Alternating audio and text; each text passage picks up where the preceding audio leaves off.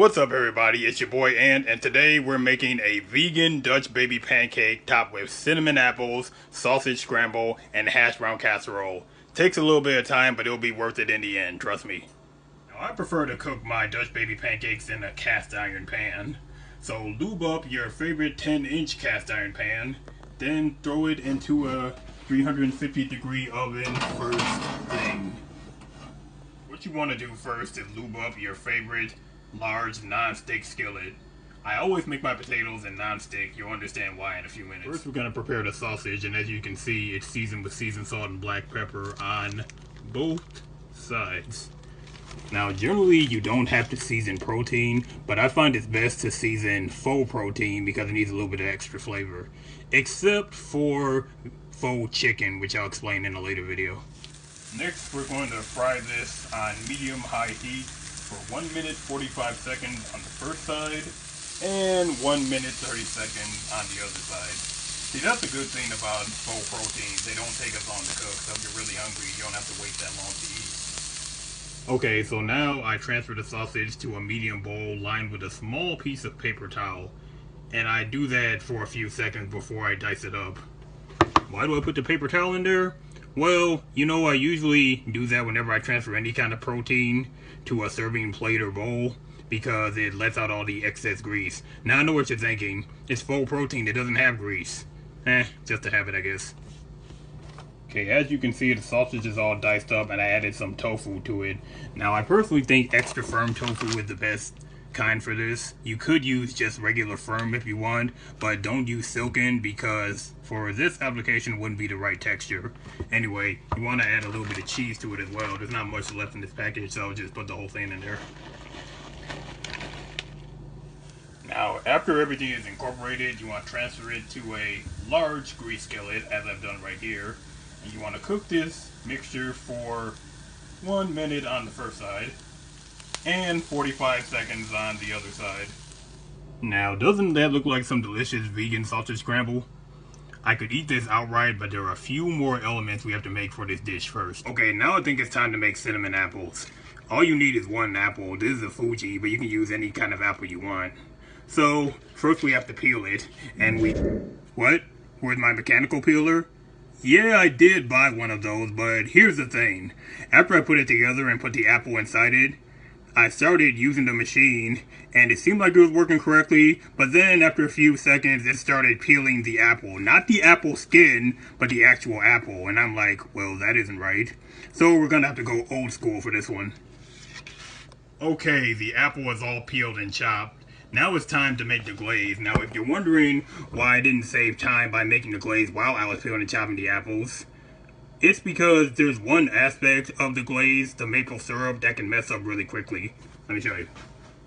Now, what you want to do is, in a small saucepan, you want to take 6 tablespoons of water, or if you want to be precise, 1/4 cup plus 2 tablespoons. Bring it to a boil on medium-high heat, and there we go. Pour in the sugar, but then turn it down to low immediately.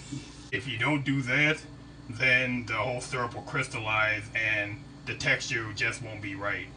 Mix it up afterwards and then it'll be fine. Oops, almost forgot to add the maple extract.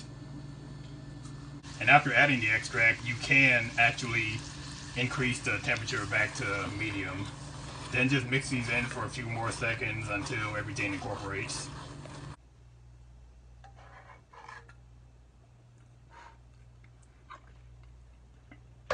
Yep, that's good maple syrup.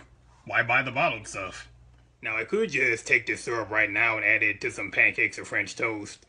But, you know, it's not 100% complete because I usually add a little bit of apple cider vinegar to my maple syrup. But we're not using this as is, we're using it for glaze, although it is a glaze for apples. Anyway. So now to make our glaze, you'll see I transferred the syrup into a medium ceramic bowl. Now we're going to add in dark brown sugar, cinnamon, and of course, apples. We just got to coat these up for a few seconds. So now the apples are nice and coated, we are going to transfer them into a small grease baking sheet. Just even out a little bit. What you want to do next is put them right into a nice handy dandy 350-degree oven for 7 minutes. And as you can see, that cast iron pan is still sitting pretty up there. Now there's some delicious cinnamon apples. Okay, you have a small potato and you have a box grater. Grate this about 21 times. You don't actually have to use the whole potato. If you do, well, you can, but it'll just take a little longer to cook. Okay, the potato is all nice and shredded. And now we're gonna add in some onion, some sour cream, some cheese,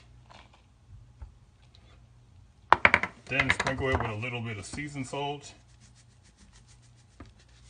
and a little bit of pepper. Black pepper, that is. White pepper is fine too. I use that for a lot of things, but I'm using black pepper for this. Okay, everything is all mixed together, so now it's time to fry.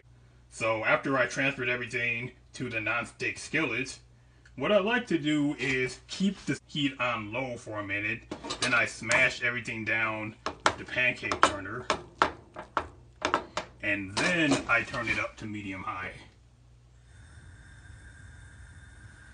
And in a couple minutes, you'll realize why I use a non-stick skillet instead of a regular skillet. Alright, now I'm going to show you exactly why I use a non-stick skillet for this. Look at that browning on there. Look at it. I said look at it. See, you can't get that kind of browning in a regular skillet. Now all you have to do is wait a little over 90 seconds and this will be ready. Now that's what I call some delicious vegan hash brown casserole. Don't mind if I do.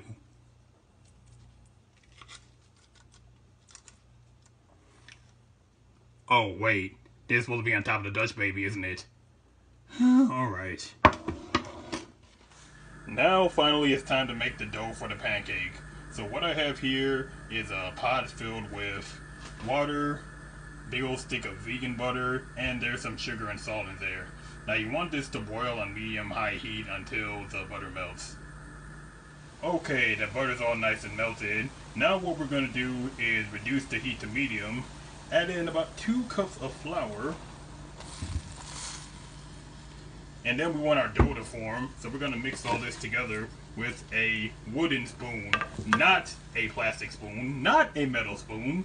Those just wouldn't work right for this. Now that is some thick dough.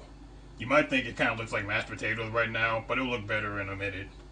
Now what you want to do next is add 8 servings of egg replacer, and as you can see, I separated them into 4 bowls with 2 servings each. Why have I done that? Well, it's because I found that you get a better texture when you incorporate it 2 servings at a time. Sure, there are extra dishes to wash, but it'll be worth it in the end, I think. One thing I forgot to mention is that before I added the egg replacer, I actually let this cool for 5 minutes. Because otherwise, stuff in there would scramble. Granted, we're not using real eggs, but it's just better that way. But everything's incorporated now. Only 2 more things to add, which is a little bit of vanilla extract and a little bit of cinnamon. Now we just gotta mix that in a little bit. Okay, now we could finally retrieve our cast iron pan from the oven. And as you can see, I transferred the pancake into that pan. Now, in order to smooth it out so it can go across the whole pan, you actually do need metal this time, in the form of a metal spatula.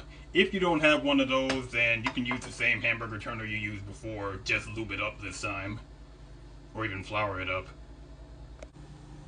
We are going to take this pan, put it back into the oven on the lower rack this time, bake it for 33 minutes, no more, no less. Okay, our pancake is all nice and cooked. Okay, now we can finally top this bad boy. I like to put all 3 entrees, so to speak, on 3 separate areas. Now, it doesn't matter which area you put each part, but I think I'll start with the cinnamon apples. It's best to use a slotted spoon for this. And I'll put those right over here.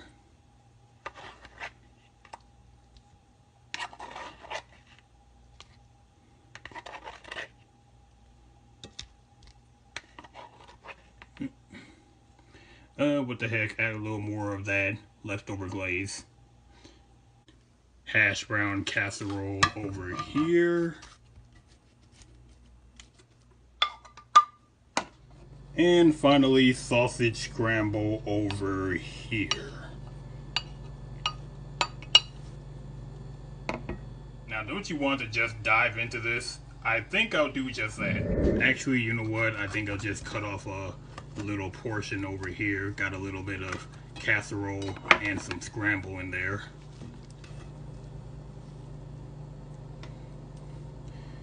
And you know what? I think I'm gonna cheat and get a little bit of the apple on here as well. Okay, time to taste.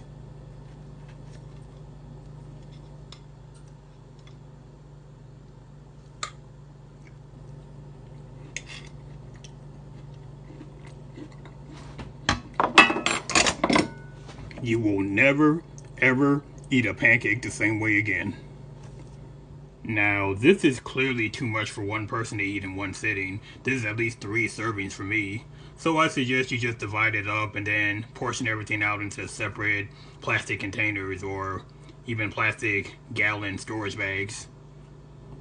Well, that's all I have for you right now. Thanks for being with me, and I'll see you later. Where'd my apron go?